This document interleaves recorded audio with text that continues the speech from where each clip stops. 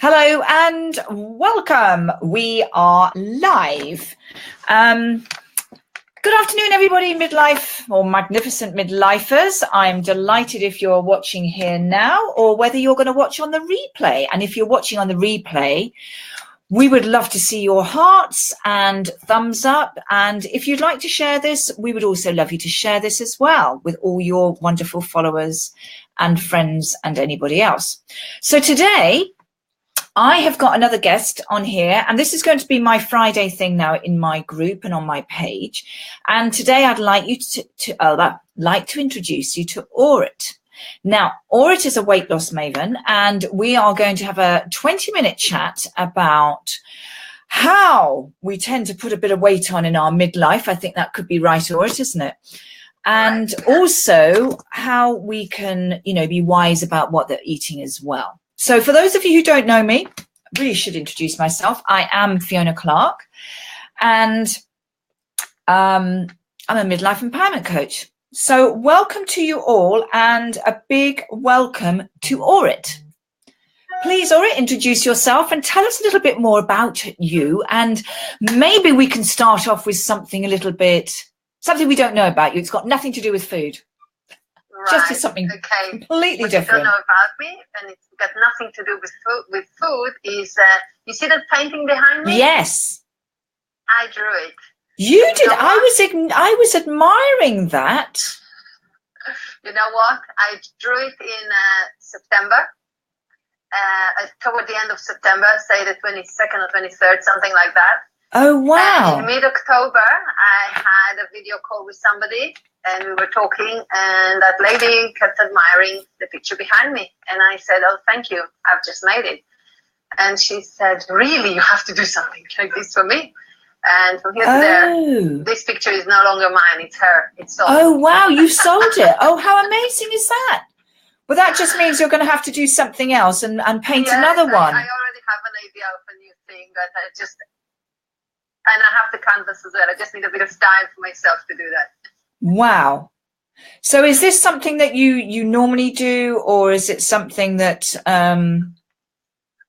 is a new thing for you? I tell you what it is. It's something that I always recommend other people to do, and that is do something that you used to like as a child when you were doing. I'll show you something actually. This is another one from yesterday.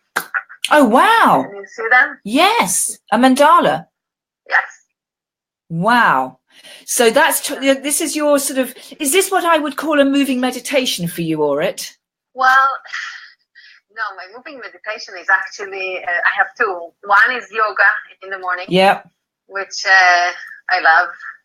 And if I don't do it in the morning, I feel it for the rest of the day. Yep, that's me as well. It's cycling. I like cycling as well.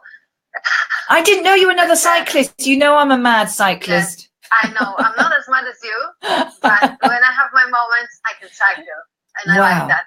And the drawing is just something that I kind of recently, in the last maybe year and a half or so, got back into. Apparently, I didn't remember that, but I was reminded that I was really good at it as a child. Wow. It's a funny thing because my son is really into his drawing. And when I started to show his drawing on Facebook, some friends from primary school were telling me things like, "Oh, he probably got it from you." Maybe. Why? Yeah, of course. He's followed mum. I remembered that I actually enjoy it and I like it. And so this is something that I do. In fact, this drawing that I just showed you, the mandala, I use it for my program, my weight loss program, as a goal tracker.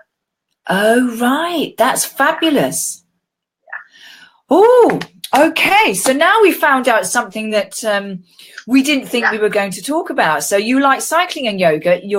We're kindred spirits there, obviously. It's a shame we don't live nearer together, because we could do both together, but we don't. I know. So, but we could always do it on the internet. So, Aurit, just tell me a little bit in your experience, because I know that you work with a lot of midlifers as such, don't you? Yeah, it seems like, I think that you attract people that are kind of similar to you. And as I am a midlifer, Yeah. At the age of 52, I can call myself a midlifer. Yes, I think so. Postmenopausal and proud. Yeah, absolutely. So, so these are the kind of ladies that are attracted to me. And in fact, when I get younger ones, like a younger version of me, it feels to me a little bit uncomfortable. Okay. I think we're in different wavelengths when we're getting to a certain age. I mean, the younger ones, age 20 or so, all they think about is, I want to look slim so my boyfriend will like me, or will be attractive to find a boyfriend or something like that. Yeah. And at our stage, what we are thinking is, I want to lose the weight so I can feel comfortable, so I can look good, so I will feel good, so I will radiant in my face, my skin will look better, and I have a few more years to live. I want to live them in a healthy way and not be able to be there for my kids and not them to support me because I'm not well, kind of thing. Yeah, I totally agree. Mindset. Yeah. And I think that's something that, I mean, I've always been into my health and food and whatever else. But I think as we get older, I mean, I know the weight doesn't shift quite in the same way as it did, you know, even 10 years ago, 15, 20 years ago, you know, whereas you could put a pound or so on and it would just go within a couple of days. Certainly doesn't work like that for me. And our skin changes, as everything just changes and just droops and sags slightly more than it would do a few years ago. So diet, as you say, is absolutely crucial as to how we feel, what happens in our life, our energy levels and everything else, and even our sleep as well. For sure. Yeah. Sleep is very important. Yeah. Well, and I'm really bad at it, I must say. I'm really bad with sleep, always have been. Oh, wow. I just like the night. It's so quiet and relaxed at night. I like the hours of the night, and I like to dwell into them. And I'm really I'm on a mission now to actually go to bed early, because the most important hours for our collagen to be produced and for a good night's sleep for the mind and the body is actually starting from 10 o'clock in the evening. Yeah, I'm never in bed at 10 o'clock. Early. Maybe we'll all be a bit more like this if we... Well, every morning when I look in the mirror and I see the wrinkles, I'm thinking, see, if you would have gone to bed earlier. Needed a bit more sleep, yeah. So tell us, how can you help all the ladies in this group and anybody else who's watching who feels that, you know, they struggle a little bit with their food, they struggle a little bit with what they should eat and how they look, and they're feeling, you know, a bit, how do we explain? I would explain it, you feel a bit blobby and a bit heavy. Okay, well, first of all, if you are, I don't know how these women that are watching us are eating and what are the habits, but the rule number one is eat clean. When I mean eat clean, I mean eat food that is not processed, food that you are cooking yourself, or eating raw, even better. Yeah. So you have all the vitamins and minerals fresh there for you. So that's rule number one. Get rid of all the takeaways. Get rid of all of the crisps and peanuts that people like to eat. It's not good for you. If you want to eat nuts because they're healthy, eat them. But don't eat the ones that are already coated with salt and oil. They are not the fun that you want to eat. Yeah. You want to eat the raw one. Okay, so brilliant. Excuse me, that's my son's phone. Who happened to be here? That's all right. That's technology for you. You never get away from it either way, do you? It's his reminder. It's his reminder. Switch it off. I don't even know how to switch this phone off. Yeah, I did it. You did it. Well done. Yeah. So, yeah, I totally agree with you there. And I think, you know, and also those processed foods, the sugars and the salts, we know that they really are the things that create our cravings as well, which is what causes so many issues within our diet and our lives. Yeah. Well, you've touched another point, and that's the sugar. And sugar is highly addictive. It's in research that they've done with laboratories mice, actually sugar is as addictive as heroin. That's how bad it is. Yeah, it's scary, isn't it? Yeah, because we have some bacteria in our belly, good and bad. And bad bacteria is feeding on sugar. And the more you feed it with sugar, the more it grows, and the more you need to feed it with more sugar. And this is the kind of cycle that it's very difficult to come out of. Unless you do a cold turkey and you have to kill that bad bacteria. I mean, you will never completely get rid of it, but you can minimize it and definitely not feed it. And when we're talking about sugar, we're talking not about natural sugar that come maybe from fruit or let's say carbohydrates that breaks eventually into sugar. I'm talking about pure refined the refined sugars. Yeah. And all which those processed foods. You find in a lot of food. That you yeah, find, that's when right. You buy processed food, there's lots of it in it. You know? Yeah, absolutely. And I think it reminds me, Orit, of years ago. I think this is such a long time ago, even before I think I had my boys. I mean, Ben's now 20, so this is quite a long time ago. It was actually within my kinesiology training that I came up with, we were doing some testing and I came up that my sugar levels were too high. So I went on this crazy diet and I said, I mean, diet as in, right, I am cutting out sugar completely. And I did it. It was like an 8-week plan. I actually did it for 7 weeks. And I tell you what, I used to be one of these paranoid women who used to go around the supermarket and even in cans of tomatoes, I would check out and it'd be sugar, right? I'm not having those. And I would go through, I mean, at least I could see the writing on the cans and the bottles and whatever there. And I can't see it now. I need my glasses. But I checked out everything and I cut sugar out completely. And I was amazed at the things that had sugar in that you didn't think had sugar in. You know, and you suddenly start looking and you realize, and it's like, my God, everything has sugar. Yeah, so, and I simple bread that you buy in the absolutely. I mean, you can find some without. Yeah. You really need to look for them. Yeah, absolutely. But I did it, and I tell you what, when I had finished those 7 weeks, I felt so much better. And instead of snacking on those sugary things, I started to snack on, you know, nuts and raisins that just took the cravings away. And by the end of that 7 weeks, or even way before that, I had no cravings whatsoever. So it really was quite an eye-opener, in fact. Yeah, it's all. Everything that is to do with food, it's habits. Yeah. Habits that either we took from home, from our parents, or habits that we joined into our husband's habits. My husband, for example, he's crazy about sugary stuff. And I'll be honest with you, there are things that I tried since I was with him that I never had before. I was never a sugar person. I would never eat all this... the chocolate bars, and sometimes he comes home with something, and I'm thinking, oh, can I try that?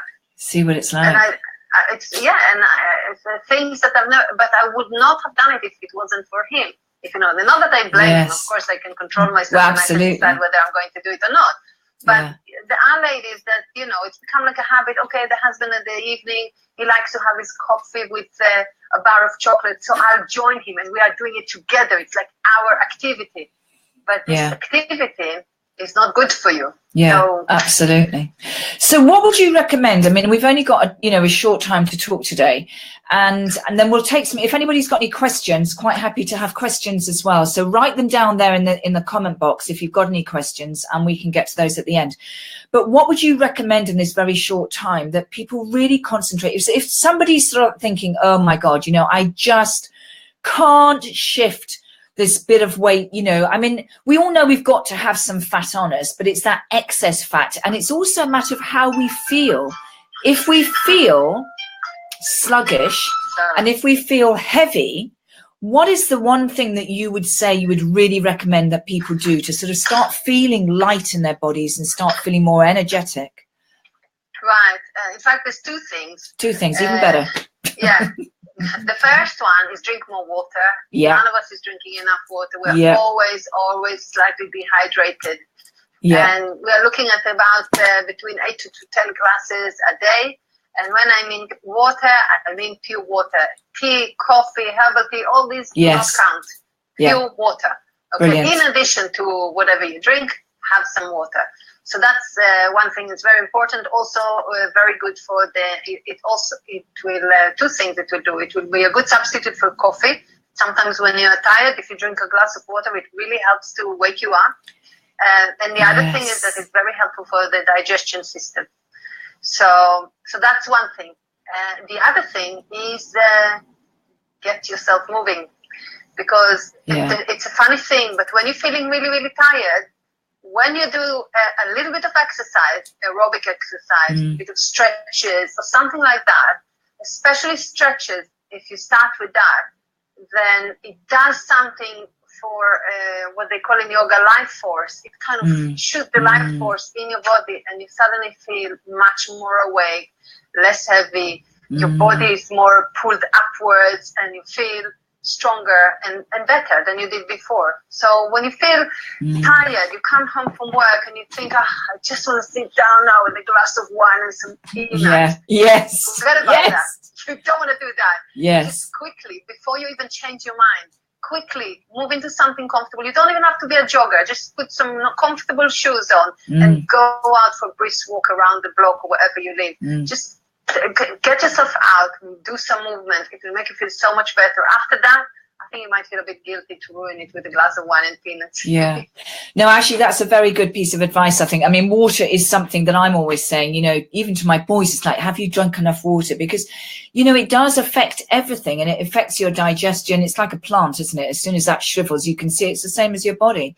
But that's that's actually very good advice. And also, you know, when we're active, we feel so much better because it mixes up all those hormones and it gets all the serotonin going, and you feel emotionally so much better because you haven't just sort of allowed yourself to just sort of sink in and just go, ugh.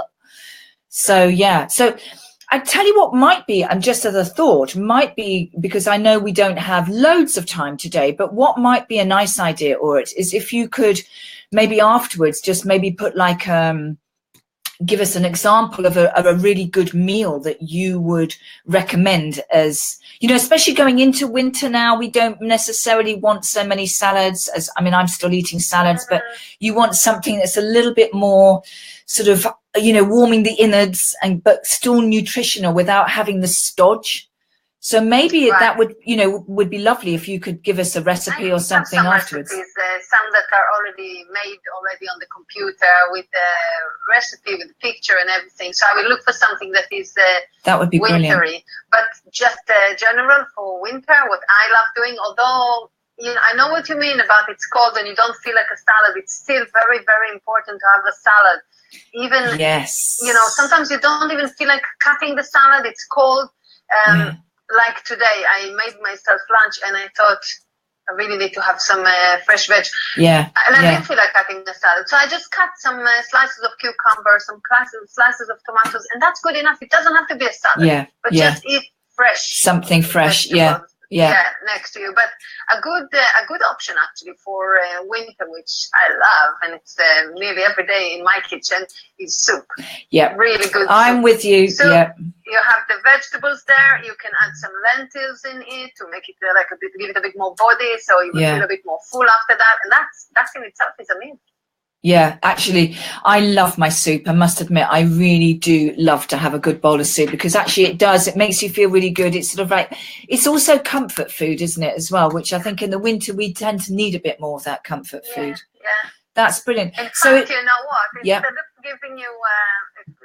of giving you a recipe for a comfort meal, I'll give you a recipe for proper food, like a bit sweetie. Okay. Perfect. That is good for you. Perfect. That is good for you. Perfect. That would be great. So we're coming up to the end of this interview, because I know I said only do it 20 minutes, but could you give us 2 tips, say, for example, or a couple of tips, 3 tips, whatever you would recommend? And I've got a couple of questions here. That, you know, for anybody who feels that they want to change the way they're eating or the way they're feeling, to really feel good within themselves. And if they've got a bit of excess weight, how maybe we've talked about the exercise, we've talked about having enough water, but is there anything else that you would say, a couple of tips for anybody this winter? Well, to feel good. I know that English people are not very good at that, but fruit and veg is deadly important to your diet. I know it's much easier to shove a burger between 2 buns, but it doesn't do the job, you know. You won't feel good after that. It will help you now to feel full, but in the long run, and your best, I'm going now into an area that people don't like to talk about, but your best judge kind of thing for yourself, the judgment for yourself to know if you're doing well or not, is in the toilet. Yeah. Whether you're going enough times and what is the outcome that you get. Yeah. Yeah. And that's to do also with the drinking water. Yes, absolutely. The same place, it's the same test. Yeah. Brilliant. Brilliant. Well, thank you, Aurit. Gosh, that went so quickly, that 20 minutes. But I've got a question here, actually. Is whole grain bread good? Because so often we hear that it isn't. What are your views on whole grain bread? Whole grain, it depends who made it and what's the ingredients in it. You can see so many whole grains in the supermarket that have sugar in it. Yeah. Do I recommend it? Do I eat it? I don't. Yeah. You know what? In fact, after so long that I am not using bread that is with sugar, when I'm tasting, I can taste the sugar. Yeah, it's interesting, isn't it? In fact, I bought my kids pretzels. Okay. I bought them pretzels. It's the first time we bought these pretzels. We never used them before. And I took one. And the first thing I said, it's got sugar in it. And I looked at the back and there was sugar. It's supposed to be salty. There was salt on it, but I could taste the sugar. Yeah, it's a mix. To me, it was not good, you know. So it depends what kind of whole grain or whole grain bread that I agree with you. Just check the ingredients. Yeah, and I think, Rania, that's something, he's asked me that one, so I'm hoping that's answered your question. And I have to say, actually, I've got a bread maker, so I make my own bread. And I love that because I know what goes in it, obviously, because I'm doing it. And, you know, I use all sorts of things, but I put loads of seeds in my bread, and actually it tastes so much better than any shop bought loaf does. And the fact that I know I put a little bit of sugar in there, not a lot. And I normally use muscovado or something like that. I never have white sugar or anything like that, never processed sugar in my house. So, you know, when you see what goes into it and you know how your bread tastes, and when you taste the bread that you buy in the shops, there's no comparison. Unless it's really home baked, you know, you can, you know, I'm talking about the general supermarket bakes. So very, very different. Well, thank you so much, Aurit, for coming on. You're welcome. And we'll look forward to those recipes, because it's always nice. I mean, I don't know about anybody else, but I think, you know, that's the whole bread. If anybody's got any other answer or any other questions, and even if you're watching on the replay, please, please, please put them into the comments, and we'll keep checking and we can come back and answer those as well. But you can tag my name so I will see it, and then I will come and absolutely answer your questions. Brilliant, brilliant. But so thank you so much. I mean, it's just, you know, we get used to cooking the same things. I don't know about you guys, but I do, you know, and even for my boys, I'm like, oh God, what do I do? Oh, just do that recipe again, you know. So it's always nice to have something fresh and new to sort of think about and to bring out as well. So we'll look forward to your recipe. And if you are watching on the replay, as I said, leave comments and any questions you've got, we will get back to you as soon as possible. So thank you for watching, and have a wonderful weekend as well. And don't forget, drink lots of water, eat healthy, nice food, and just think about how it makes you feel, because I think that's also really important. If you're feeling heavy and sluggish, then you know it's probably not the right food for you. But if you're feeling light and energetic, then you've got a thumbs up with that one. Yeah, brilliant. Absolutely. Right. Lovely. Thank you, Aurit. We'll definitely speak again very soon. Thank you all for watching, and we'll be back next Friday, and I'll let you know what's happening next Friday. So thank you for now. Bye.